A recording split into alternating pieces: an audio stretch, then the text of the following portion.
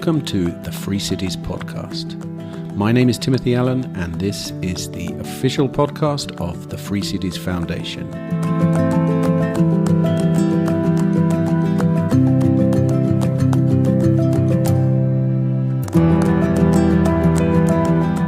Hello and greetings from my wonderful makeshift studio here in an Airbnb in Poland. This is episode number 18 of the Free Cities podcast, and this is also the penultimate show from our series of conversations that I had in Prague. I'm in Warsaw for the next 7 days, recording the interviews that you will be listening to over the next couple of months on the Free Cities podcast. I'm only 3 episodes in, and I have to say that my mind has been blown already on 2 different occasions. So I'm really looking forward to sharing these conversations with you. Anyway, back to today, and on the show I'm talking with a Swedish couple by the name of Pontus and Ulrika Lindblom. Now, Pontus and Ulrika are a family with an absolutely fascinating story. A journey around the world searching for liberty that has led them to the point of purchasing a property in Próspera on the island of Roatán in Honduras. Now, I won't give too much away here, but needless to say, they have an exceptionally 21st century story that revolves around, amongst other things, digital nomadism, flag theory, and Bitcoin. Now, if living in a free city project is something you've ever thought about yourself, then today's guests should be able to offer you a wealth of first-hand experiences of the trials and tribulations faced by a freedom-loving family looking for the best way to navigate the idiosyncrasies of the times that we are all living in. It was really great to speak with them. I very much appreciate people who are actually walking the walk in this world, and I hope that they can offer some of you the inspiration to get out there and create the change that you want to see in the world. Anyway, thank you for listening to the podcast, and of course it now just remains for me to say to you, please sit back, relax, and enjoy my conversation with Pontus and Ulrika Lindblom.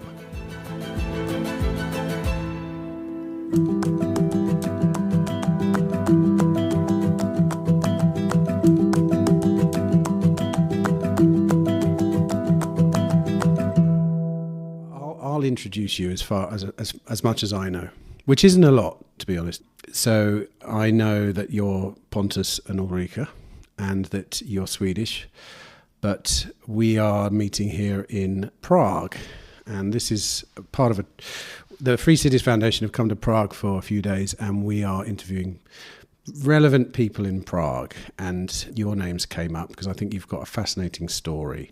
So why don't you, Pontus, begin? Why don't you introduce yourself, and then Ulrika, if you say something. I'd like to know in the beginning how it is that you ended up in Prague, firstly. Mm-hmm.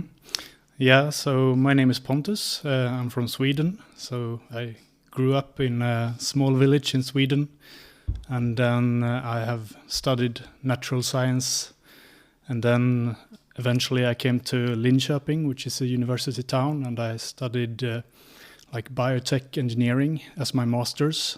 And then after that I did a PhD in the medical faculty, and that's where I met Ulrika. She was also a PhD student there. So we met there in Linköping, and after we both finished our PhDs in 2014, we have been thinking a few years about traveling after our PhDs, living as nomads or backpacking around the world. Not with any particular plan, but just to see the world, see what opportunities there are. So we had saved some money, some fiat money in our bank accounts to travel on. And my idea was always that we should be very frugal in our travels, not spend a lot of money. So my goal was that we were going to live on $40 or $50 per day. The goal was $40, but after 1.5 years of travel in Southeast Asia and in Central America, I calculated that we had spent just over $50 per day for the two of us, for all the travel, all the lodging, all the fun things we did. We did a lot of diving, for instance. So even though we didn't spend a lot of money, we had a lot of fun and we met a lot of interesting people. And one of the goals with our travels were also to meet like-minded people, which were libertarians and Bitcoiners. So wherever we went, we tried to meet up with locals or other expats there in those locations who were into Bitcoin or libertarianism. So we usually looked at meetup.com or Facebook to see if we could find some group of libertarians or Bitcoiners. So before I hear from you, Ulrika, it was mainly Southeast Asia, is that right? The first 9 months were Southeast Asia and Sri Lanka and India.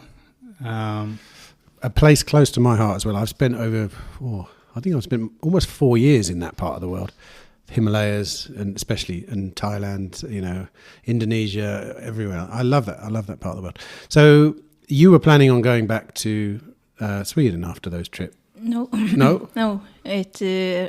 Our goal was not just traveling. It was more, we wanted to explore the different locations for where we could start a family and find somewhere in the world that we fit in. So how did you end up here then? I mean, Southeast Asia to here. It's not a simple trip. No, and we have been in more places. So that was just the first year. And then we went to Central America, Mexico, Honduras, Nicaragua, Guatemala. And before we went back to Southeast Asia. And then we have mostly traveled Europe. We have returned to Prague over the years, but the original reason we came to Prague was when we were in Singapore. We met up with libertarians in Singapore, and then we were told about parallel police here in Prague. In 2015, the summer of 2015, we met the King family, Caroline and Paul, who lives here in our community here in Prague. And we told them about parallel police, and they wanted to check that out. Yeah, and that was in 2015, and then we went to Anarchapulco in Mexico for the 2016 conference, and met Pavel Luptak. That was the main organizer for Hackers Congress. That is a conference that is been going on since, I think, 2015 here in Czech Republic. So we were aiming for going to Prague to attend that conference in 2016. Okay, I've got a question for you then, because traditionally, I think a lot of people think of Sweden as being a pretty open-minded, easygoing kind of country. How do you end up wanting to leave Sweden, going looking elsewhere then? Yeah, it's a lot of things. We met in 2010, and we grew up together in the fields of economics and politics, and we came to the pathway that we felt like. Sweden is going on the wrong direction. It's not going towards a more freer society. It's going to some more authoritarian society, and with a lot of problems. So I think it was in 2012 we decided that we have to leave Sweden and find somewhere else to live. Can you tell me what sorry to butt in, what is something that you see happening in Sweden that is a red flag to you? Because like I say, the outside world, when I look at Sweden, I had a Swedish girlfriend for a year, and I thought it was a really chilled out place, really cool. Yeah, there's quite a lot of open-minded. People seem to be very open-minded and very easygoing and very live and let live there. Yeah, so what are the red flags then? the first thing is that a lot of Swedish people are conformists. As long as you're fit inside the society mold, everything is okay. But if you fall out of that mold, then you will really feel the difference between you and the rest. And a lot of things happened in Sweden that I reacted to before I met Pontus. But one of them was the FRAL law that came in 2016 that were highly going towards a more surveillance society. Can you explain what that law was? That they are tracking citizens more on the internet. That they want to be able to plant back doors and go into and read your mails and so on. That they didn't say that. They say they wanted to find the child pornographists and terrorists by this law, but it's like a slippery slope, and then it will be more like minor felonies that will be attractable to go into those back doors. They wanted to let the Secret Service in Sweden like lawfully listen to everything that happens on the internet. And has that happened? Yeah. So right now in Sweden, you don't need a special injunction to tap someone's phone or to listen to their... They still need a court order, but those, like, when you have that law in place, they will like loosen it step by step. Yeah.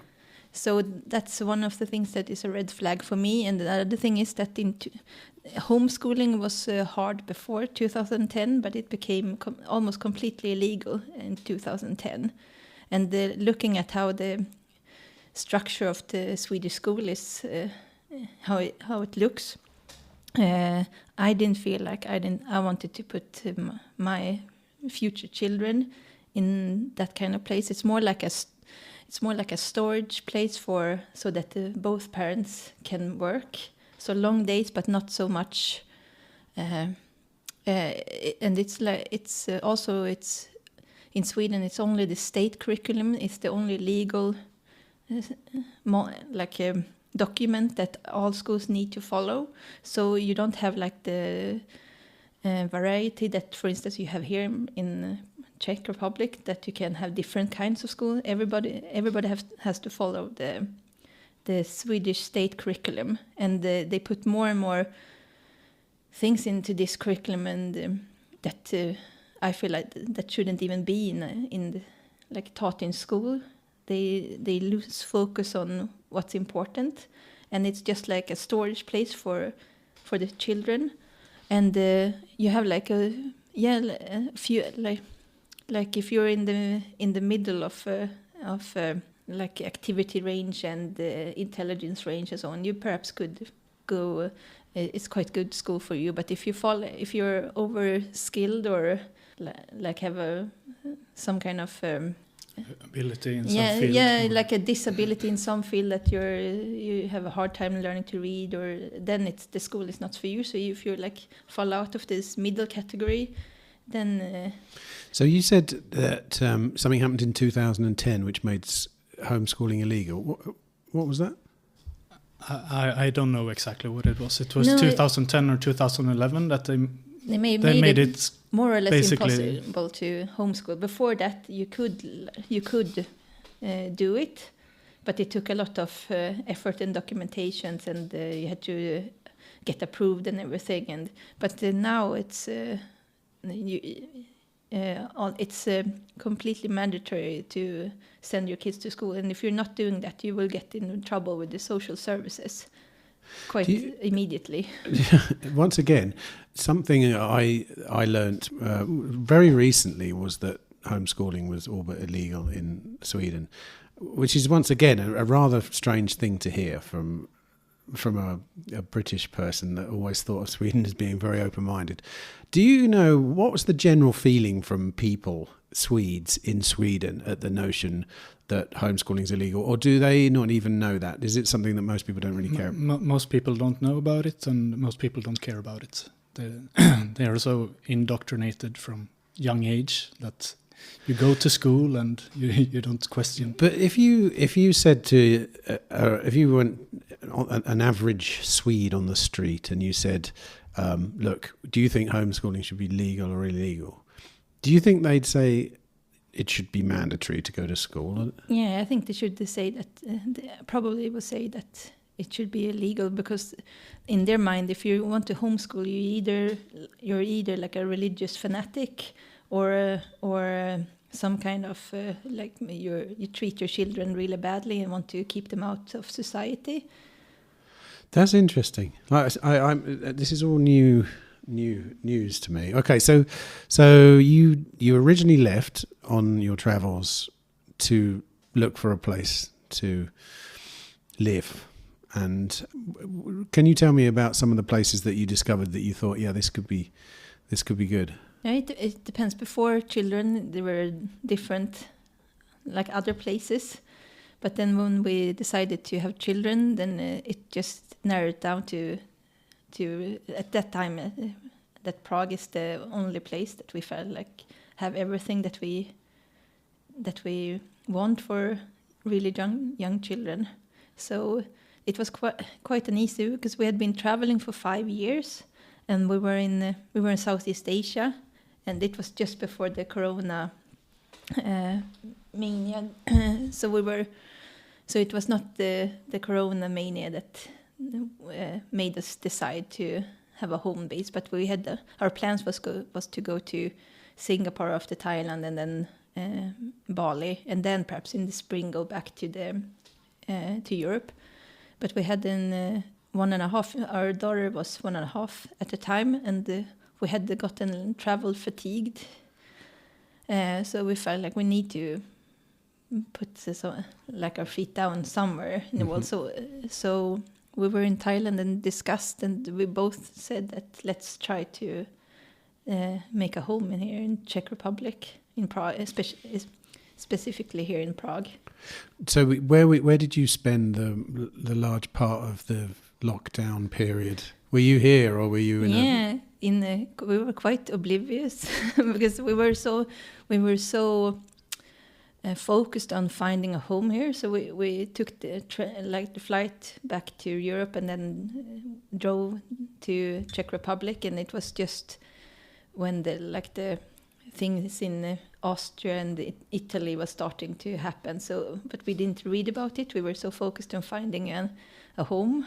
So it's quite easy to find a place here in Prague to live. So I think it took 2 weeks, and then we got to this place that we're sitting today, and the landlord really liked us, so we got to write the contract the week after, and got the keys, and then when we got in the keys, we were in the beginning of March. So because we had been nomads for 5 years, we didn't have anything.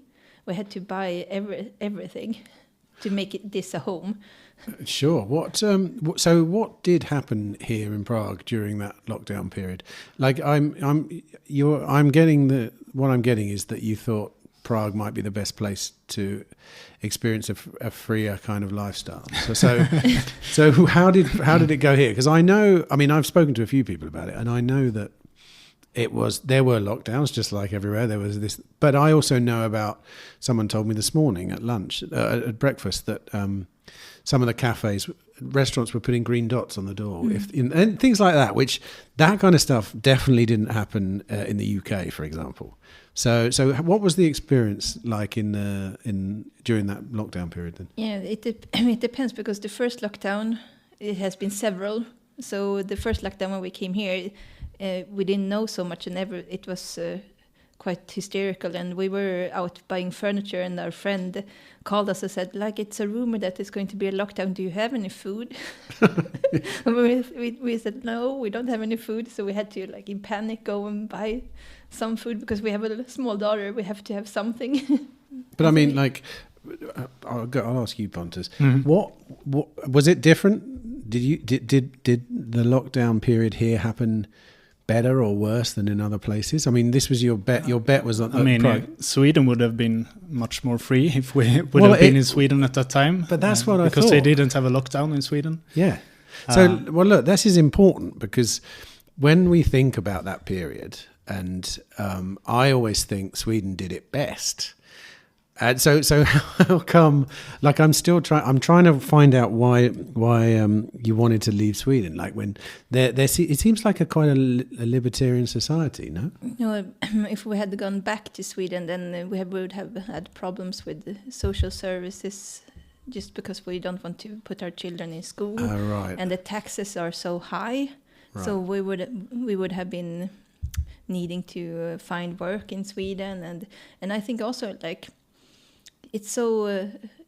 It's never good to live in the country that you're born in, because you're getting away much more things when you're living in a country where you don't speak the language natively or have the passport and the right. To vote and you're left alone more when you're in a country that's not your own. Yeah, I know what you mean. Yeah. That is if you're the kind of person that wants to be left alone, it's a pretty good tactic to be in a place that's not your home country, for sure. But so go on. I was asking you, Pontus, about the lockdowns here. Yeah, they were pretty harsh. So they they locked down all the stores that were not grocery stores or petrol stations or pharmacies.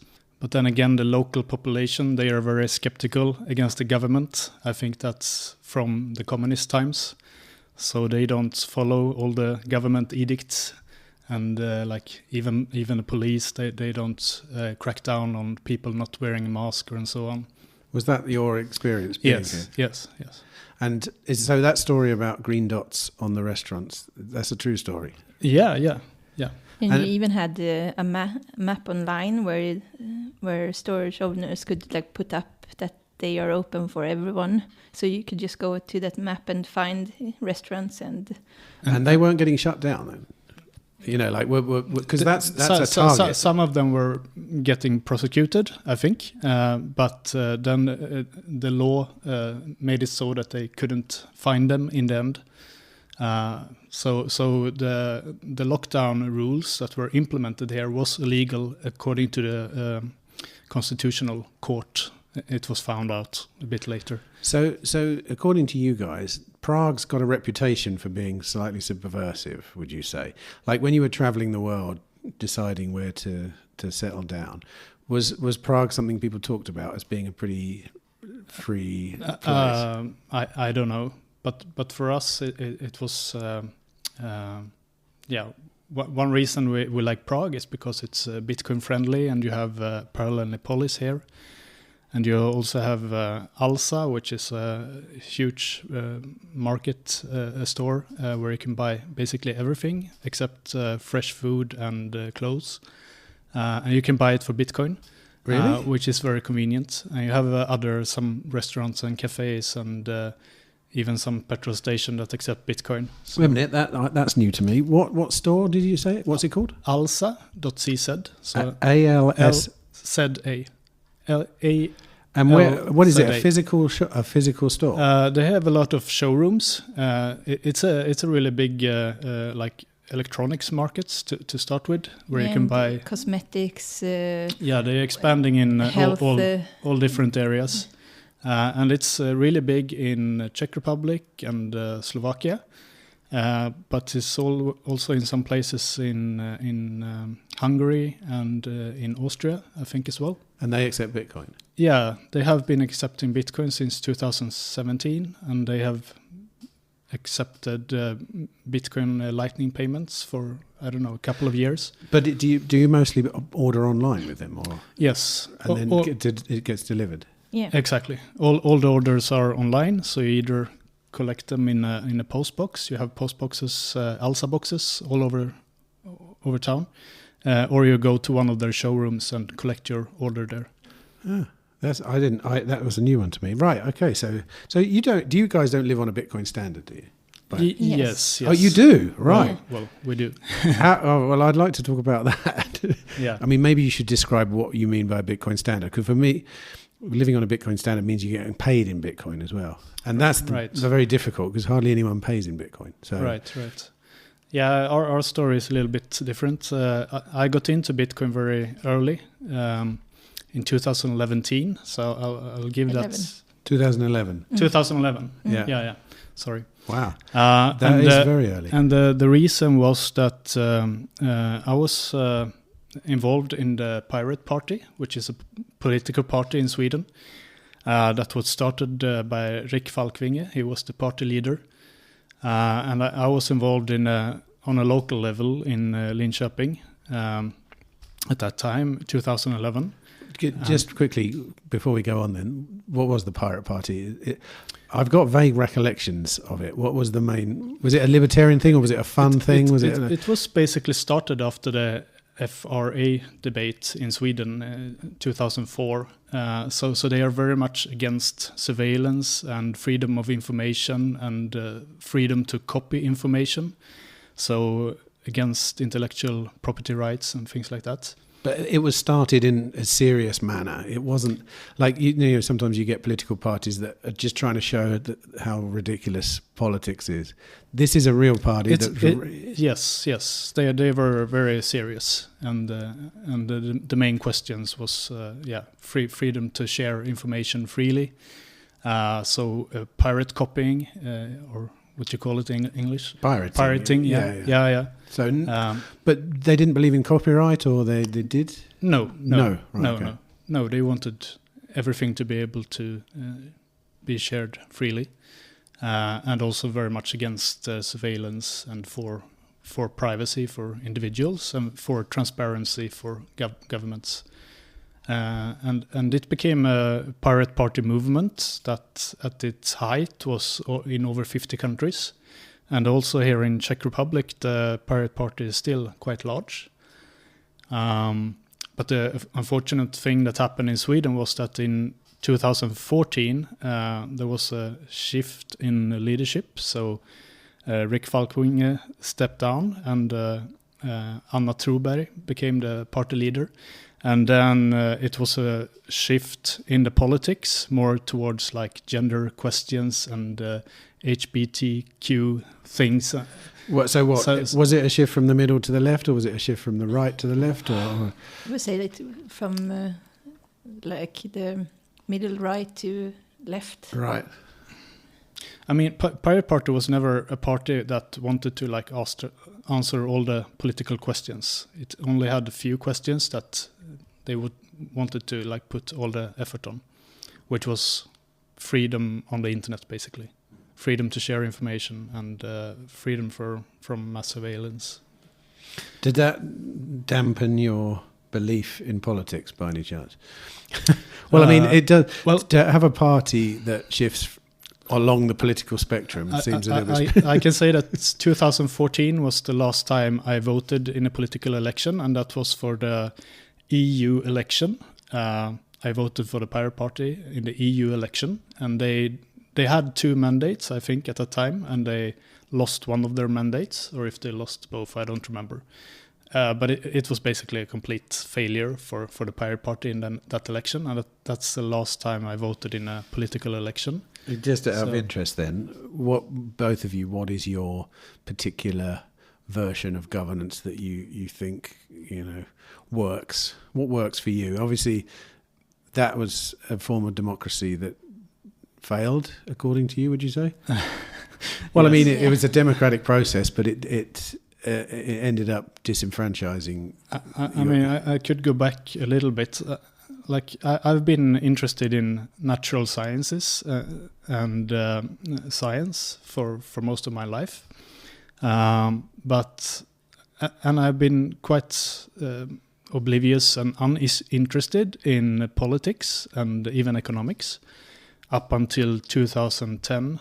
But in 2010, I just by chance, when I was in Bangkok in Thailand, I found a book in used books bazaar, and and I just read on the back cover of the book, and wow, this is interesting. So I bought it and read it, and that book just blew my mind. What book is it? It's by far the most important book that I have read, and it like began my political awakening and a huge interest for also the social sciences, politics, and economics. And the book was The Third Wave by Alvin Toffler. The Third Wave, right. I haven't read it. Kind of Alvin Toffler rings a bell, but he's an American futurist. So he released his first book in 1970, and that is called Future Shock. And then after that, he released one more book like every 10 years, and he makes huge amounts of research for each book, and he travels all around the world, and he tries to like really see the big picture of like human society, how it evolves over time from a really, really zoomed out position. So that particular book then, what was the overarching theme or that you took? What did you draw from that book that changed your life so much then? Yeah, it's a look on human society and how it has evolved over time. So the third wave, the three waves. The first wave is agricultural society, and how the people live in that society, what people they interact with, mostly their family over several generations in a small village perhaps, and they farm the land. They don't travel far. They don't have much to exchange with others, and what that makes to your world view, how you look at things, and what the relationships are in the families, and so on.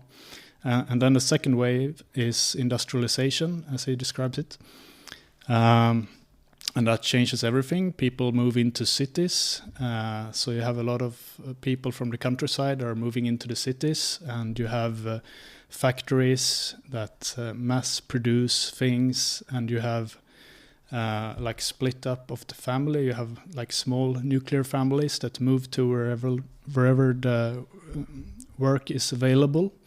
So you can have families moving far in order to get work in the cities. And the culture that evolves in the industrial age and in the cities, like everything is mass produced and standardized and mass consumed and so on. But already in the 1980s, when the Alvin Toffler book, The Third Wave, was published, he could see that we're moving in another direction towards more decentralization, and that is the third wave. So with electronics, the internet, he could see already where we were heading. So he made a lot of predictions about how that will change society in so many ways, that people will become more independent and will be able to take care of themselves. And is it fair to say that what I'm taking from that is that the agricultural age was more of a decentralized age anyway? The age of moving to the cities centralized everything, and then it's a movement back to decentralization. Yeah, you can look at it that way. Yes. Because I've often thought of that process as a constant thing, like that probably will go on ad infinitum. It's the ebb and flow of centralization, decentralization, because they're both forces that it makes sense that when one's strong, the other one, there's a counter force, and it goes up and down. So presumably there's a fourth wave, and it's a more centralized version. What, I don't know. Yeah. That's very possible. Yeah, perhaps through some AI or something that is centrally controlled. Ulrika, did you read that book by any chance? No. Did you hear about it? Yeah. A lot. Yeah. What do you think? Like, all right, then let me ask you this. You obviously, I take it you believe that we're in a third wave? Yes. And what's your plan for the third wave then? No, for me, it's all about family, how to navigate our family boat in this changeable world, and that's why we want to homeschool, because we do see that things are getting more decentralized, and we can't bring up children for a certain work type. You have to relearn during your age too, because the development of the technology and everything in society will go so fast now. So the work that you perhaps want to have as a child perhaps will not be there when you're an adult. So you have to be able to learn your whole life. What about according to what you said, the the initial family structure was very much large groups of people living together. Yes, shared. yes. It's like shared families, like sharing. You had several generations under the same roof, right. basically. Yeah, and then the industrialized age compartmentalized all the families. Yes. So what's the family look like in the third age then? All kind of constellations. Right. So it can be anything. You mean? So you're not saying that the family unit that we see now is inherently wrong. I mean, I've often thought, you see, like put it this way, right? I have elderly parents now. Yeah. And it's very easy for me to look at their situation and see how the nuclear family has failed them. Yes. Because where I traveled a lot in Southeast Asia, and there you see many generations living together all the time. And you realize why. It makes total sense, because as you get older, you do need the support of your family, and you kind of earned it. Yes. And especially when you have children, the elderly women especially take on that mothering role that we don't really. It's much harder for the nuclear family to sort of experience that. So I would say that the nuclear family has massively failed in that respect. And I am not planning on trying to recreate that from my generation onwards, actually. Yeah, I totally agree. I think the way we treat our children and our elders in a lot of Western countries today is very wrong, because we let the government take care of them, both the children, young children, and our elders. And I think that is very wrong and very harmful. So what are you doing to try and mitigate that then? Nothing. Right now, we're just we're trying to build our family. When we have young children, so we have to focus on them. Ideally, it would be nice to have several generations under one roof, but Sweden is not an alternative for us right now. So for us, the second best is to find a community for our children to grow up in. And we have a community here in Prague that is really important to us. And that, from what I gather, the homeschooling aspect of that is pretty strong. Is that one of the unifying factors of the community? We have different bubbles, you can say. We have a Swedish homeschooling, libertarian, Bitcoin family bubble with children that we are bringing up, and then we have a second bubble with the first bubble and our friends that don't speak Swedish, because it's quite important for us to have our children learn proper Swedish and English, of course, but having their native tongue to be taught really well is important to us. And then a second language, English, and even a third or fourth language is also less important. But so our second bubble is with all the expat homeschoolers and the Czech homeschoolers that fall into the libertarian and the Bitcoin categories. So, okay, I'm still interested in this third wave thing, right? Because I've never heard it described like that. It's very obvious that as a traveller myself, it's very obvious that we're living through the age of people moving into cities. Like everywhere you go, and I spend, in particular, one place I can think of, I spend a lot of time in Mongolia, and 40% of the country is still actually nomadic people. The other 60% live in cities. There's nowhere else to live, So, and that's the thing with the waves as well, is that you see the same pattern all over the world, but shifted in time. So United States is usually ahead because they have had a more free society. So they are usually first in these developments, but all over the world you see basically exactly the same pattern. Okay, I've got a couple of questions. That you go from agriculture to industrialization to, again, decentralization.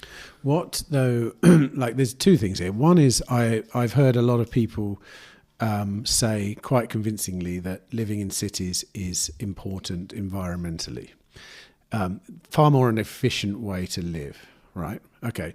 I'm not saying it's right or wrong. I just know there's a pretty compelling argument. For example, resources can be utilized better. I mean, I know this for myself. For example, I live right in the middle of nowhere in the countryside, and we drive around a lot. And if I lived in the city, that's something I wouldn't be doing. I'd be getting public transport, right? There's the first thing. The other thing is, what do you think is driving people into the cities as well? As in, what's causing them to move? What causes that? What's the underlying reason that exodus of people from the countryside to the city happens?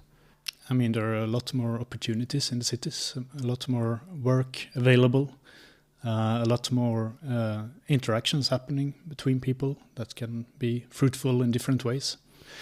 And okay, then what's driving them out then, like yourself? Like I take it that is that something you aspire? I mean, yeah, actually, probably not, because you are living in a city now. You know. Yeah, but if you're asking other Prague citizens if we live in Prague, they will probably say no. Oh, because you live on the edge. This part of Prague is not Prague according to them. Right. Okay. So, what's your preferred scenario? Your preferred situation? If you could just click your fingers and be in the perfect scenario for you, what would it be? For me, it would be in the countryside, in a village, with an intentional community of like-minded families, libertarians, Bitcoiners, that all came together and decided to settle in the same village, somewhere in the countryside. I grew up in the countryside and I like nature a lot, or we both do. What if you I want to see how that works. For example, what work are you doing there? How are you making a living? Who's providing? Who's? Where are you getting your food? Are you talking about living off the land? Are you talking about you run a business, but you buy your food? For me, it's like I don't want to be living in the middle of nowhere. I do like the convenience of having a city. I just don't want to live in the city. I just want to be in the outskirts or not even in suburbia, like perhaps a step outside of that. So it's close to all the convenience that you can choose. So you can choose them if you want, but also be able to be left alone in a small village. It's interestingly, because this is a major part of why I even came to talk to you, because tell me about your story with Próspera, because this is very relevant now. Mm-hmm. I take it. I mean, we were just talking about where would you like to live and what would you like to do. So tell me about your journey, let's say, involving Próspera. Yeah, so I guess it started in October when we both went to the Liberty in Our Lifetime conference, or you? Yeah, it started a little bit earlier because we decided that we have to look for a place to have as a second base outside of the EU, because we feel like we don't want to be standing with our feet too far down in this land if everything falls here. So we started, I think it was in last summer, the idea came that we need to find somewhere to have as an escape plan if the shit hits the fan here. Okay. So it started there in the summer. So we were discussing, we had been to Dubai, for instance, to have a look there, and we were planning to go to the El Salvador, the Adopting Bitcoin conference in El Salvador. So that was for us an opportunity to see if El Salvador is a place for us to have as a escape. When you say an escape, are you talking about getting property and what, just having it there, or what? Yeah, it's to have a place that you can go to if you need to move fast. So you're talking about needing some kind of local ID, or having another passport or another. They call it flag theory, don't they? Another flag. Yeah, just putting up more flags, but they don't have to be like you have a second or third passport. Just to have harbors all over the world. So even just to know about these places is enough. Yeah. Yeah. So just to explore the different opportunities that there are. So for us, then October came, and the Liberty in Our Lifetime conference was organized here in Prague. So we both attended. We got a special deal from Peter Young, so we could share one ticket because we were not able to go both at the same time. So we could split up the days. Oh, why was that? Childcare, by any chance? Yeah, so one of us has to be home with the kids. Yeah, fair enough. That's a good idea. Was that an official ticket, or did you just call Peter up and say, hey? Yeah, I emailed Peter Young, and then he responded like 2 minutes later and said, yeah, that's fine. No, of course. But it just made me think maybe it should be an official ticket, a shareable ticket. But we give a discount if you're like a student or whatever. So why not if you're a... But I can also recommend bringing the children to the conference. We have done that a lot. We did that in Adopting Bitcoin conference in El Salvador that we went to. There were a lot of kids at Liberty in Our Lifetime as well. Mm-hmm. Yeah, it surprised them. That was quite a surprising thing for me. You know? Yeah, they were a little bit older. I think the venue were a little bit too small and too much grown up for our kids they're quite young. No, but there were people with babies. Babies is a different thing. They just tag along. But when they start running and... right. So you think maybe there should be some kind of play area for kids, right? Yeah, we've just been looking at venues today, actually, and there wasn't a play area there. But maybe that's a thought. Anyway, I'll pass that on to Peter when I see him. So go on. Back to the Central America and Próspera. Yeah. So we had decided, I think, like this spring that we wanted, or spring last year, I mean, that we wanted to go to the Adopting Bitcoin conference in El Salvador. So we went like 1 week before the conference, I think, and and at the Liberty in a Lifetime, we actually met Dusan Matushka and who else? It was one more that talked about Próspera. Mm-hmm. So I was actually at the VIP dinner on that conference, and sat just opposite of Dusan Matushka, and we started talking. And you'd never met him up until that point? No, just by chance, and we started talking about El Salvador Adopting Bitcoin conference and his Hermitage Bitcoin Center in Próspera, and then like it just grew the conversation. So after the dinner, we had said that we would probably come to Roatán and Próspera after the Bitcoin conference in El Salvador. Mm-hmm. And then at the Adopting Bitcoin conference, we met other people that were involved with Próspera. So Ricardo Gonzalez, for instance, and Lucas Dushko, who is a friend of us through Swedish Libertarian Circus as well. He's also involved in Próspera. No, he's not involved, but he knew about it, and he had been there, so he could give us... Been there, he had been in contact with people there and so on, so he talked about it and recommended us to go there. And I also met a couple of other people who were also involved in Próspera in different ways. So we decided then to go to Próspera on Roatán right after the conference, also to be a part of the inauguration of the Bitcoin Education Center there, the MTH. That's right. Education Center, run by Dusan Matushka and other people there. So I'm going to plug my last podcast because I did a podcast with Dusan, right. and we talked all about that. So I don't know what episode it is, but if you look back, you'll be able to hear. In fact, Ricardo also. We spoke to Ricardo. We interviewed a lot of people around Próspera. But yes, carry on. Yeah. So like everything just clicked, and also about. We're in the process of buying an apartment in Próspera as well, and that was first time was Dusan showed us.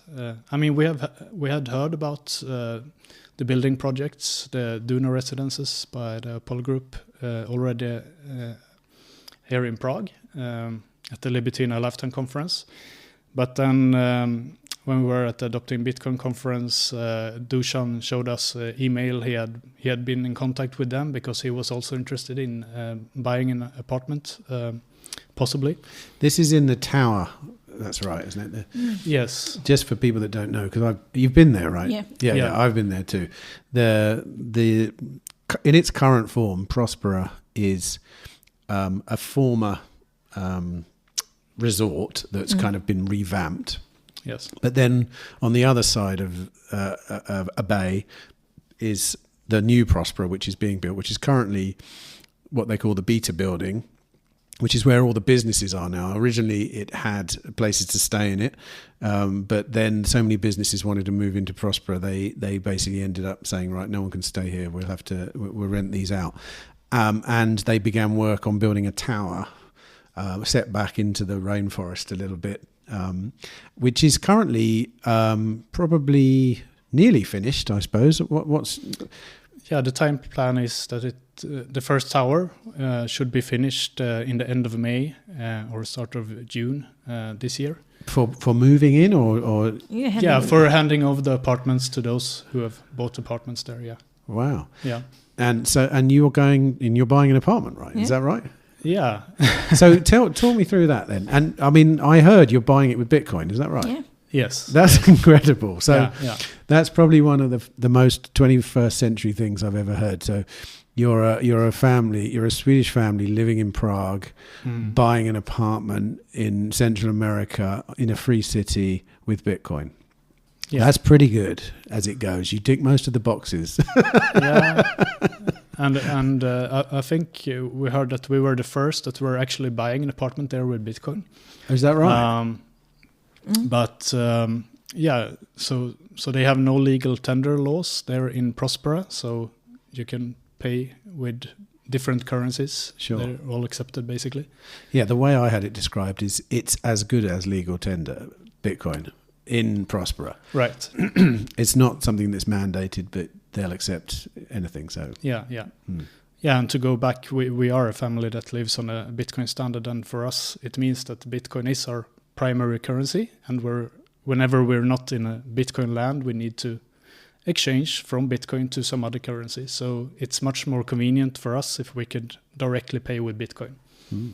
So what do you buy it off plan or what? Like I haven't looked through any of the brochures of Próspera. Do you look through a brochure and say, yeah, I'd like this apartment and this layout and you know? Yeah, we were emailing with the developer.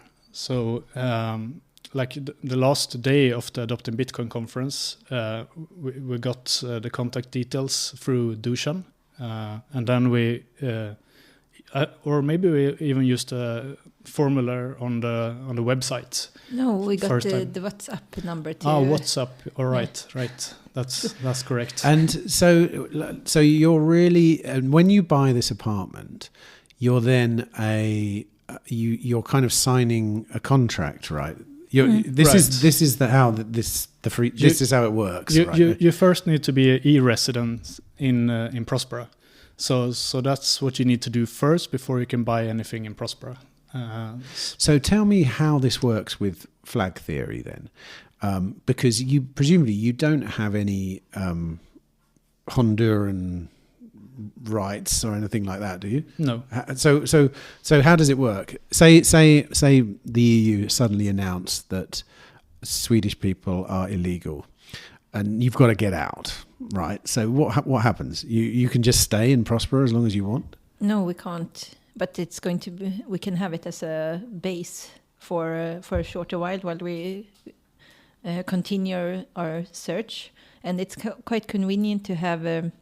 Because another thing for us to choose Próspera over, for instance, El Salvador, it was the budget that we had. So it was much cheaper for us to buy the kind of apartment that we wanted in Próspera than in El Salvador. So it could have easily been that we have done this in El Salvador. But for us is we can use like the apartment in Próspera as our base in. Can I ask you a personal question then? You don't have to answer this, but how much are apartments in Próspera? Like you don't have to tell me how much. In the tower, I think the studio apartments start at $60,000, and then you have like the 2-bedroom apartments are up to $200,000. And what happens to them when you're not there then? Like well, they will rent them out for us. I mean, you can be a part of like rental out agreement, so kind of a Airbnb, but they're running it. So. And what's your plan then? Are you planning on going there much? Not as long as it's good here in Europe, we will use it for the winter month. Which is pretty good. Yeah. I mean, it's lovely there, isn't it? Yeah. Do you dive? It's yeah, exactly. Right. we do. Did you dive while you were there? We haven't. No. No, we have to set up some kind of childcare if we want to go diving, and we didn't have time. Dushan dives a lot there, doesn't he? Yeah. And I mean, we definitely want to dive next time we go there. But we were only there for 1 week, so we had other things focused on other things, and we wanted to get the apartment deal done and so on. So you did. You signed a deal in the Beta building, did you, or something? No, we signed it online. They have everything is online. They have the e-governance system. So that you can sign contracts and start businesses. We're told like the e-governance platform that Próspera uses is built by the same people, the same team that built the e-Estonia platform. And we are actually e-residents in Estonia as well since like 2017. And we have a... Okay, so what does that mean then? Was that another flag theory thing? Well, it was while we were living as nomads between 2015 and 2020, just to be able to work and to send bills for our work. We started a company in Estonia through e-residency, and that means that you can handle everything online very, very easily and conveniently. Gosh, so you really are like,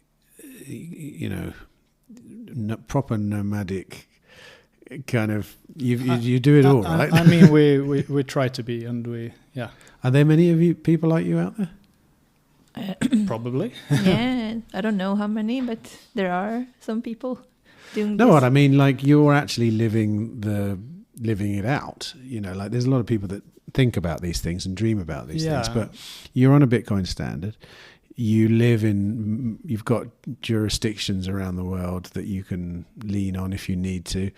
Like this is the modern nomadic. Is this a third wave thing as well? Do you think this is one of the ways that third wave people live? I don't think he discussed it in such detail, but definitely you can become much more independent on any certain state or government. Yeah. As long as there are no like Corona lockdown rules. Well, that's the thing. See, this is always the thing, and this is why I'm talking even about free cities. Free cities are a wonderful idea. It makes total sense when you think that what's important about a free city is the opt-in aspect of it, right? And we know that. But if you can't travel somewhere, you can't even opt in to that thing. So what are your thoughts on that? Yeah, we'll just have to see. It's especially for traveling internationally. If you want to leave the EU and go to North or Central America and vice versa, it depends on how much of this vaccination passports they will roll out. So that's why we don't want to lean on just one flag. We want to keep it open as long as we don't see where the countries in the world, what direction they will take, because I don't think that all the countries in the world will go in the same direction. It will be some that will go in a different. I think in general, when it comes to different strategies you can use, as things turn more authoritarian and so on, is either you can easily move between different jurisdictions, or you like settle down maybe in the countryside and do a lot of prepping. I think we are more the moving around kind. Yeah, I know what you mean. So another personal question then, because I'm sure people are thinking about this. As a digital nomad, how do you make a living? Are you living off old school Bitcoin, or are you? Yeah, I mean, mostly. We have done some projects in like the fields that we have studied as PhDs, like medical science. And I've done some educational things around Bitcoin.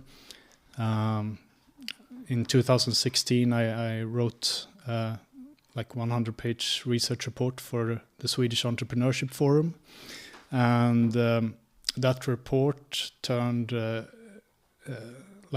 came to the attention of the head of research at the Swedish Competition Agency in 2019. So I was asked to write another report about competition aspects of blockchain technology.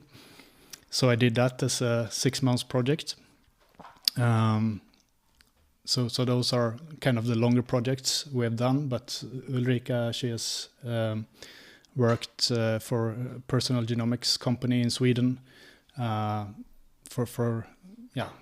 But these are things, I mean, obviously part of being a digital or being a nomad these days is the ability to work from anywhere. And in fact, even when you bring the whole notion of lockdowns into the context, it's really important because, like, for example, my business went to zero the moment they said you can't go anywhere. Yeah. Ironically, now with something like a podcast, you can actually, carry on doing it, but large swathes of the population had to stop working and or go out of business during that period. So that's why I think it's so important also with like free cities and new startup jurisdictions where we can kind of start over without all this authoritarian central planning and so on. So, okay, let's carry on talking about digital nomadism. It's just, is that what it's called, or is it nomadism? You're just modern day nomads. Mm-hmm. Because I travelled for many years when I was younger. For probably the best part of 10 years, really, when you look at it on and off. And I spent years away from home. Loved it. Pre-internet as well. So we earned our money at home and then we went away and spent it. I think the most I ever did was a period of time where I was teaching English in Jakarta for a few months, to earn a bit of cash. But there was no way to make a living. I know now, and this wasn't news to me recently, that there are a lot of countries around the world that give preferential treatment to digital nomads. Mm-hmm. Do you know much about that? I don't know much about it, no. But it's obviously a thing. But now I've got a family again. I know how difficult it is to be a nomad. It's something that strikes me as being very easy for younger people and very complicated as soon as you get children. Yeah. I agree with that, and that's the reason we're settled down in Prague for the last almost 3 years as well. So is it fair to say your days of nomadism are over unless you're forced to, and that was something you did when you were younger? I mean, we still like to travel, and we still like. I mean, the ideal situation for us would be to live like 3 or 4 months in one jurisdiction in one country, and then like 3-4 different places over a year. Yeah, that would be the ideal, not to stay too many months in one place. And is it something you're thinking of implementing? Yeah, and not right now, but that's something that we want to work towards. But then I don't want to write anything in stone, because you never know what will happen. Just that is something that we're working towards. That might go against a little bit what we were talking about before, that perhaps another ideal situation would be to be able to have like many generations under the same roof and have your family and extended family close to you. Yeah, but that is also if Sweden would turn around and become much more freer, then that's the main goal, I think, is to go back and have our older elders be living with us. And I think also for our community, like here in Prague, we are a community of 7 or 8 Swedish families with children approximately the same age as ours. So you could say it's an intentional community that has formed here in Prague. And I mean, one reason we want to like give the culture to our children that was dominant in Sweden, like before 1970s perhaps, that has been destroyed in the last decades. So you can also see us as kind of a diaspora from Sweden, trying to preserve like the good culture that we used to have. But was that culture divided up in homes like this, or was it more of a community of people living physically close to each other? Like, because that's the thing I'm noticing about even my own thesis on this, which is I consider that the best way to live is a scenario in which you are part of a small community who share the burden of many of the tasks, right? And we all know that back in history, historical humans did live like that, and there was a reason. And when you look at the modern world, you realize you can take parts of the modern world and you can kind of insert them into this way of living. But it does require physical closeness. Literally, I need to live either next door to you or in a large house with you or something. Is that something you think about? Yeah, and here in Prague, we do have most of our families that we're talked about. They live in a circle of, is it 15 minutes drive or with public transportation? And a few of them will live in the same neighborhood. But what about something like Próspera? Do you ever think it is part of your dream? Not as in it's part of your thesis that maybe one day you'll be living somewhere like a free city jurisdiction. Yeah, if more families are coming with the children that are our children can grow up with, that shares the same values with us, then it will be much more attractable to stay there longer. What do your friends here think about your Próspera idea? We haven't. I think they've said like, "Oh, congratulations." they're not tempted to fly over to Central America and get an apartment as well and sort of go diving every day. No, I don't. I haven't asked them, so right, I don't know. okay. I can't answer for them. But I mean, presumably it's something. It's something people talk about, because if you care about liberty and freedom, and which you obviously do, is to have come here, and all those families are the same, then the prospect that someone in the community has found this nice little idea, they must be talking about it. Yeah, but we haven't talked so much about it with our friends here. It's quite new. So we came back from Central America a week before Christmas. We were here for a week doing the laundry, and then went to Sweden for Christmas and New Year's, and we came back last week. So we haven't been able to speak with so many here. So it's all going to be ready in May, and at that point you can just go and visit, can you? Mm. Yeah. And sure. live in your apartment. Yeah. As a resident, as an e-resident. Is it? It's called e-resident. Yeah, it's e-residence. We still need to adhere to the Honduran immigration laws, so we can't. We have to. They have like the C4 visa system with a few other countries, and you're able to stay 3 months. So that we need to adhere to. And then can you then leave and come back? Yeah, do like a visa run. Yeah, a visa run. But then I've noticed, because I was in Mexico recently, and there's been people doing visa runs there for years that I heard it's getting harder. Yeah. Some people arrive at the border and get 2 weeks instead of 6 months or whatever. Yeah. You know? So what do you know about Honduras and visa runs? Yeah, I think it depends on how many stamps you have, I think, and how you travel. I think us as a family, we get treated differently than if you're a single guy coming. Sure, yeah. So what exactly then does having a Próspera e-visa, e-residency, what exactly does it mean for you?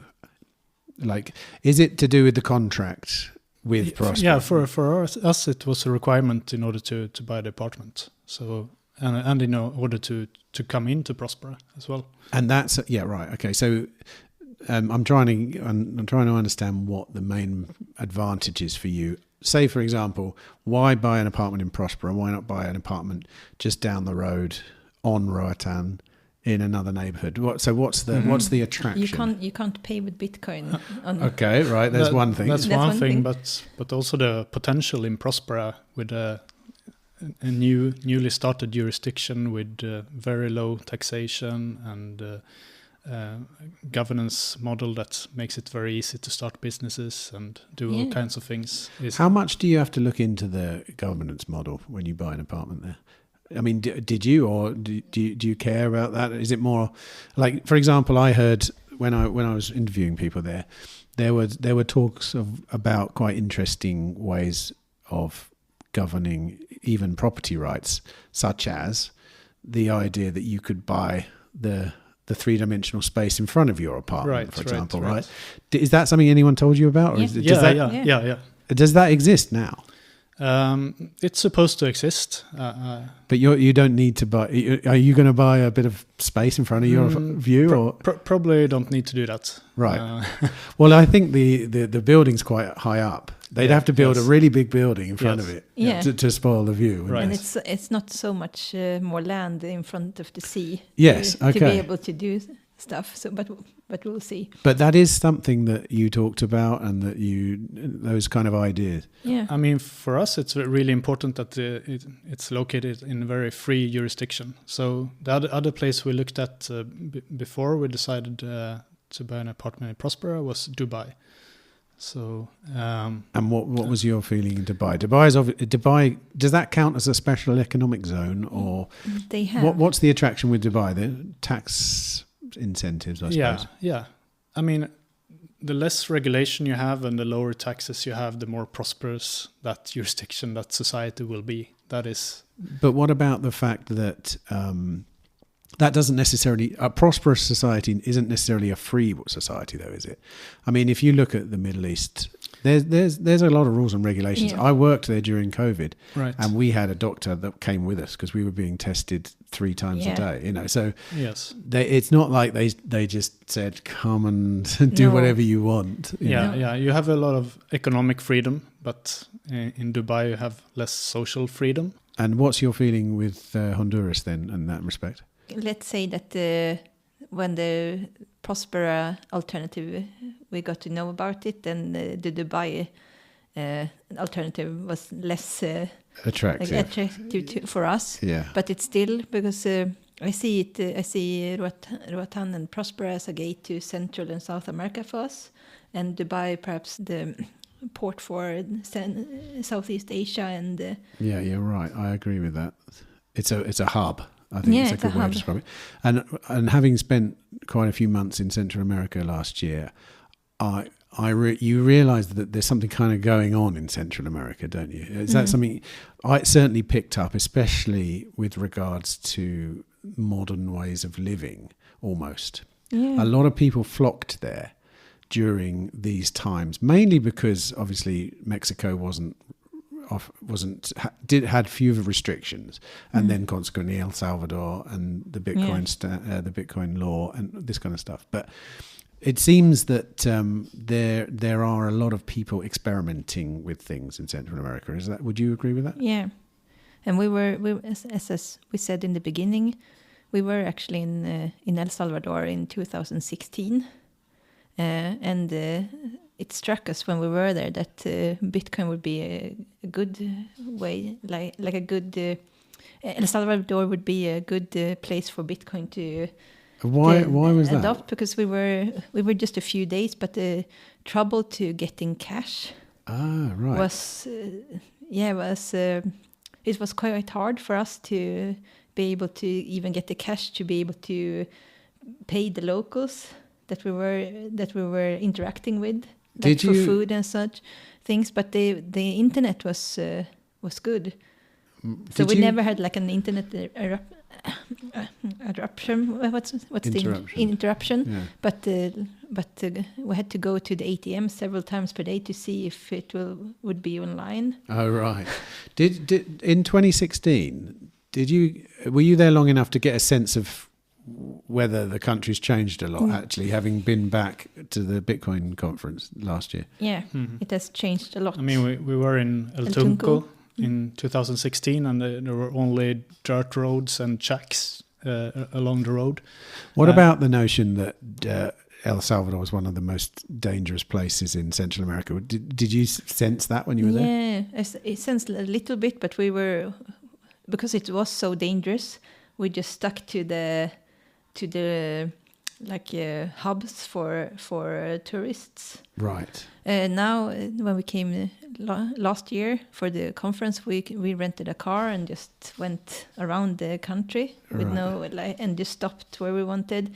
We asked one of our El Salvadorian local friends if it were places in El Salvador that we should not go into with car or by car, and the only place she mentioned was this Soyapango. I don't even know where that is. No, it's like a suburb to San Salvador. Oh, okay. And where I think we were there. We were in El Salvador when they went in with the military, like 10,000 military and police officers to arrest. Yeah, gang members. And When was that? This recently? Yeah, it was in November. Beginning of December. So what's your opinion on what's going on in El Salvador then? Obviously, there's two sides to this story. I mean, the president, Nayib Bukele, he's very authoritarian when it comes to dealing with the gangs. But I think that's necessary. I know it's a tricky thing to think about. How do you level that out in your own minds then? What makes you think, okay, this is good? Yeah, for me, it's if you want to have a libertarian society, everybody in that society need to be on board with it. Most of the people in the world are not able to board that kind of society right now, and a lot of them, perhaps in Central America, would like to board like a communist society, not a libertarian. Looking at El Salvador, I think that they need to do what they need to do because they have been going that pathway into criminality and no trust society and violence for so long, so they need to do something. Well, I mean, that's how I've sort of made my peace with the situation, is I have yet to meet a local person there who didn't think it was a good thing. Yeah. And who else am I supposed to talk to about this? Yeah. You know, like, and I've spent almost 2 months there, you know, and met a lot of people, and I've not yet heard, and that may be because people are scared to even say they don't like what's going on, but you know, that's a good enough barometer for me. That doesn't mean I trust Bukele any more than I trust anyone in a position of power like that. But I do trust the opinions of the real people on the street whose lives are now immeasurably better. Sure, I didn't meet anyone who was wrongfully arrested, or So, but I suppose you have to think of it as a net gain or a net positive. But yeah, I think it's not something that is an easy thing to think about. Because and I'll tell you why. Because in the Philippines had a similar situation. Duterte. Yeah. And he was also in the news. He was portrayed much in a much worse way, I suppose, even than Bukele. And the violence was much more obvious and out in the open. But still, on the whole, I know a lot of Filipino people, and I've worked with various Filipino people. And once again, it was a case of the average person on the street generally thought what was happening was a good thing. But right. I know, but it's still, it's a tricky one. Yeah. Because I don't know what the correct answer is. I mean, if I look at it in my own, say I was in the place where I have domain, which is in my family, if someone was being rowdy and destroying the family unit, I would have no problem in using physical force to stop them doing it. Mm-hmm. If you scale that up to a nation state, the same thing is true necessarily. So I'm tentatively watching it, thinking, and at the moment the barometer says it's okay, it's good. People are benefiting from this. The vast majority of people seem to be benefiting from this. Yeah, that's what I think as well, from what I've heard just from the local population and how it is visiting there. Like, everyone were super nice and friendly, and everything seemed calm. Well, you can imagine yourself at home in the same situation. You can imagine living here and having a problem with the gangs. You wouldn't mind if a heavy-handed government came in and sorted the problem out, would you? It does seem to go against some core ideas, though, that a lot of libertarians hold. So I don't know. I'm still looking further. Like I say, my barometer is, are people happy with what's going on, and how many of them are? And my experience of El Salvador has been most people have, well, everyone, but then obviously my data set is not perfect. We don't know how it's going to turn out, so we'll just. Well, you would imagine that if you rule with an iron fist, it doesn't really matter who you're ruling against. In this particular instant, the bad guys are getting the iron fist, but you would assume that in the future the good guys get the iron fist as well. I don't know. Yeah, it can turn, and you see that with the Honduran government. Like, the last president made those changes in the laws that the economical free zones could start to exist, and now they've changed the government, and they are not so fond of Próspera and the other CDs. So that brings us on to an interesting point of democracy, because the problem there is the democratic process. And I think this is one of my takeaways from visiting Próspera, was that with Próspera you sign a contract, and there's your contract, there's your agreement. You don't vote in and out. You vote once. You vote, and then the next time you vote will be when you leave, because you no longer want to stay there. Exactly. That's the ideal. That's what I think would work best, if you could only vote with your feet instead of voting in a political democratic system. Presumably, though, if that idea gets too much traction, the powers that be are going to stop people moving, because and I mean, we're seeing that now. We've actually just, all of us, lived through a period of about 2 years where people couldn't vote with their feet unless they could, actually. That's not true, because I did. A lot of people I know did. But we were being very strongly disincentivized too. So how do you see the future there? Like, have you got any ideas about whether that's something that's going to get worse or better, or where are we moving in that sense? Yeah, it's probably getting worse. I think it's getting worse, but I don't think it's going to get worse at the same time in the whole world. So for me, it's more like sit calm in the boat and wait to see what will happen, and don't take like a panic move right now. Just see what will different jurisdictions do, and be easily on our move at the time when we feel like it's necessary to move. You're very much a contemporary prepper, aren't you? Yeah. Do you know that word, prepper? Yeah. You know, the preppers, they're normally guys that build bunkers in America and, you know, and store food. This is very much a modern version of that. Yeah, I mean, the system in the world is super unstable because it's built on fiat money and, central banks controlling money, printing a lot of money, and most of the money is credit. It's a debt that needs to constantly expand in order to keep the system functioning. And private persons and businesses and governments are over their heads in debt. So obviously you're a Bitcoiner, so this is close to your heart. But why does that make the world unstable, as you say? Because it can't continue like this. It's just. What do you think happens then? I mean, what we're already seeing is we have high inflation, prices increasing because they have printed so much money, and as you expand the monetary supply, that causes the prices to increase. Okay. If nothing else changes. Okay. Do you have a crystal ball, your own version of the future? What do you see? I know you're preparing for something. What is it you're exactly preparing for?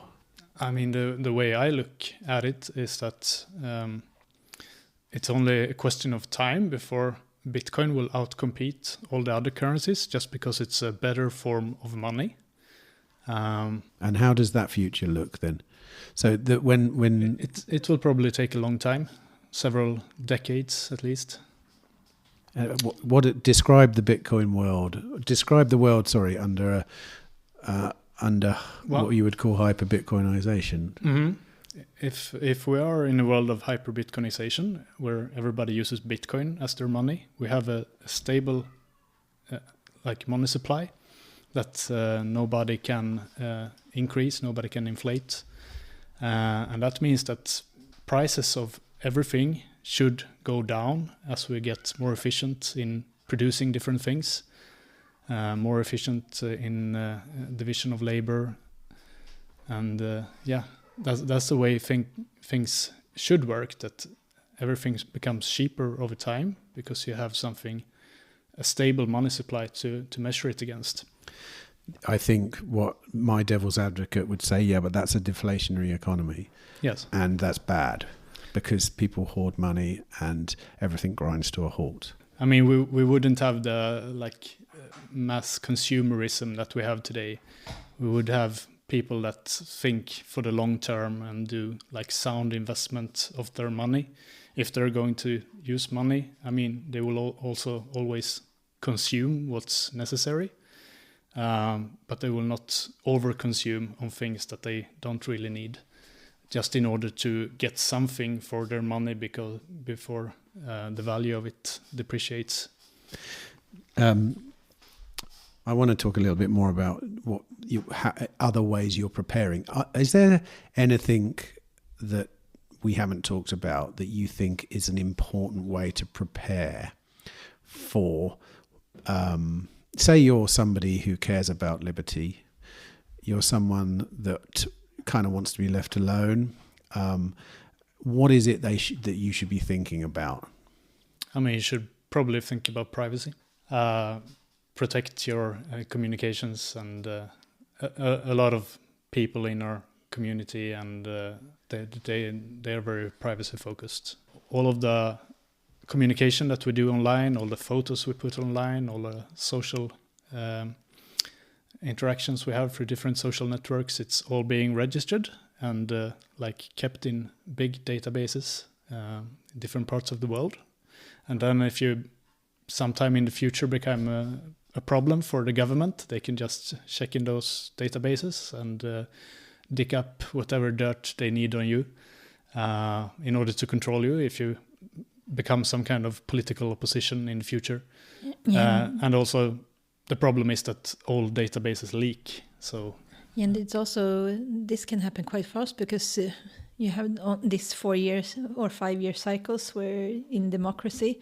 So in one term you have like what you consider the good guys, but the next term it's going to be the ones that you consider the bad guys, and it doesn't matter if you're left wing or right wing or whatever your political view is. You will always have harder under the rule where that is the bad guys for you. So if they have all the databases with all the information of you, then you will not be so eager to go against them if the bad guys can crush you. Right. So don't become an enemy of the state. Yeah. Is what you're saying. I've watched even in the last 5 years, so many people I know have become enemies of the state, and they were just normal people living their lives. And one can only presume that it does get worse from here before it gets better. Are you hopeful about the future? I mean, let's go back to this first, second, and third waves. Mm-hmm. What did Alvin say about the third wave? Was he positive? I don't think he said much about that. He only explained the possibilities, new ways of living. He didn't talk so much about the political conflicts that will be the result, I think. And so, are you positive? Do you have? Are you enthusiastic about the future? I am. I'm very positive, but it's probably my nature to be optimistic. We have a lot of friends that are very pessimistic about the future. It's easy to, though. You just have to look at the situation. And it's very. I mean, I'm a pragmatic person. I'll look at what's going on and say and see what's happening to the best of my abilities. And it does appear like, for example, the social credit system and central bank digital currencies will happen, and it's very easy to predict what the world will be like under that system. You see, because if you know enough about technology, which we probably all do, and you know enough about how you can implement that on such a large scale, it doesn't look good for everyone. Yeah, and totally. Yeah. So come on, make me positive. I am the same. I have an innate optimism about the human spirit, mainly because you see it everywhere. When at the darkest moment, there's always more incentive to sort of shine a light, isn't there? And you could argue we're somewhere near some pretty dark moments. Yeah. I mean, not anywhere near how dark it could get, for sure, because but as things centralize, the decentralizing force, and obviously Bitcoin's a phenomenal decentralizing force that was a result, that came as a result of what's happening in the world. So there are many other things growing out of this situation that I can only assume will balance out the equation, let's say. Yeah, hopefully. We need a lot of people to opt out of the current system, of the current government systems. So what if people just don't have it in them? What if people aren't bothered about opting out? Look, let me ask you this, right? Because I had to think about this during all these things that have happened to us over the last 2 years. Say, the choices we had to make. There was a lot of pressure to conform, wasn't there? Masks, vaccinations, COVID passes, all those things. There was very much and there were, if you were someone who didn't believe in any one of those things, you had to try really hard to resist it, because the path of least resistance was conforming, wasn't it? It was very, very easy. Yeah. And unfortunately, most people did conform. Everyone, like in the case of many things, like masks was one of them. Right. I knew a lot of people that thought masks were a silly idea. but just wore them anyway because it was just to keep, Or the same with vaccination. Yeah, the vaccination to travel. People didn't believe in the vaccine, but they took the vaccine anyway just to facilitate things. Yes. And then when even now a lot of science show that the vaccine may cause a lot of harm, just because they took the vaccine, just because they obeyed already, they are not ready to criticize their own actions. Okay. But the point is they did what made their life the most easiest. So, sure. But where's the optimism there then? Because I didn't see many people choose the uncomfortable path of doing what they actually believed in. Here in our neighborhood, it was a different situation, I think, when the Czech government put out the military to keep people from going through between districts, and the mask was enforced like as soon as you stepped out of the door. The first day I was quite afraid when that law came into place, so I went out with the stroller with our daughter just to see what our neighborhood would react.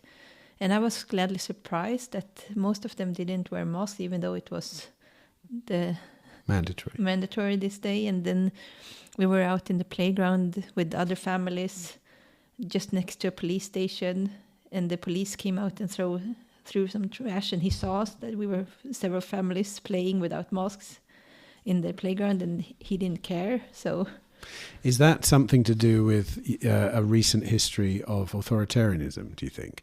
Because obviously we don't have that in the UK, and people conformed just like that. Yeah, and it's also different in different areas of Prague. So if I went to another district here in Prague, the number of people that were complying were incredibly high, but in other areas, especially outside of Prague, didn't.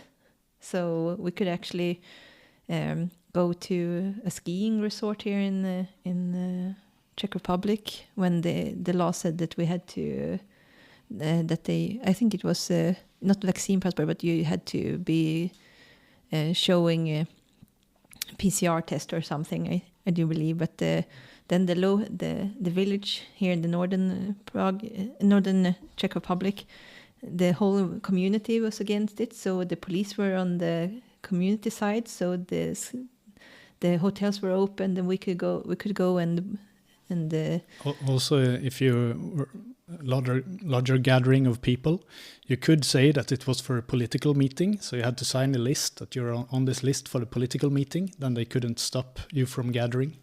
Right. So that's that's out. We say that's out the frying pan into the fire. That's like you still have to report what you're doing. No, not really report. Just if the police showed up, you could show this protocol. And you don't have to write your name, like the real name. You just had to do a signature. Sure. I've noticed there we've almost been talking for 2 hours, and that's a very long time. So and you keep having to pop off to. I can hear them again in the background. The kids. I've got one more question. Do you want to go and sort that? I've got one more question before we end. So because we probably should. But I'd quite like Ulrika to answer as well. This is something we ask everyone at the end of the podcast. Everyone has a different answer, but I'd be interested to hear yours as with everyone else. This is a hypothetical situation in which you have something like a sabbatical, which is during this year of a sabbatical. You don't have to worry about money. You have access to money. So you can do whatever you want during that time. What would you decide to do during that year? If money was no object and you could take off a year? I wouldn't change anything, frankly, because I would like to have that kind of living situation permanently. So during that sabbatical year, I would still work to do this temporary sabbatical year into a permanent life. But that might be that you would, build a community somewhere. Yeah, it would be like we were doing now, like connecting, try to find people and connect with people all around the world, and travel to meet with them. Still working on our base here in Czech Republic. Yeah, I agree. It's pretty much what we are doing, and I mean, we should be doing that. Otherwise, we're doing something wrong. Because I've always go on. Sorry. No, because we don't really have something else that requires our attention besides what we really do want to focus on.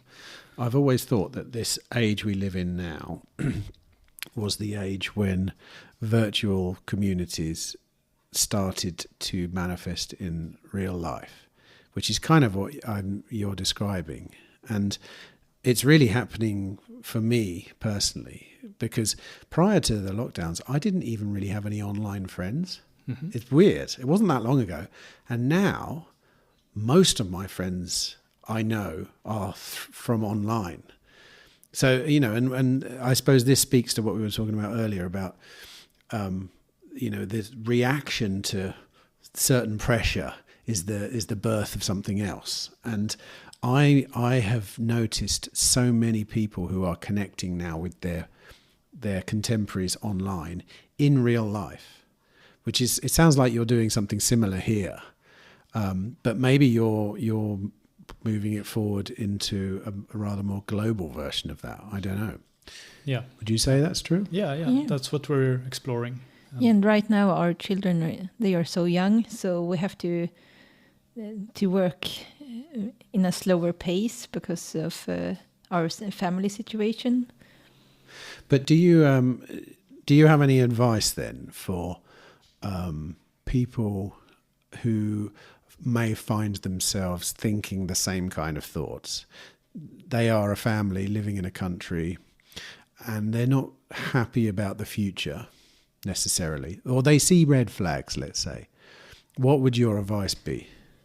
It depends on what kind of person you are, but we have friends that are working towards making a circular economy in another country work.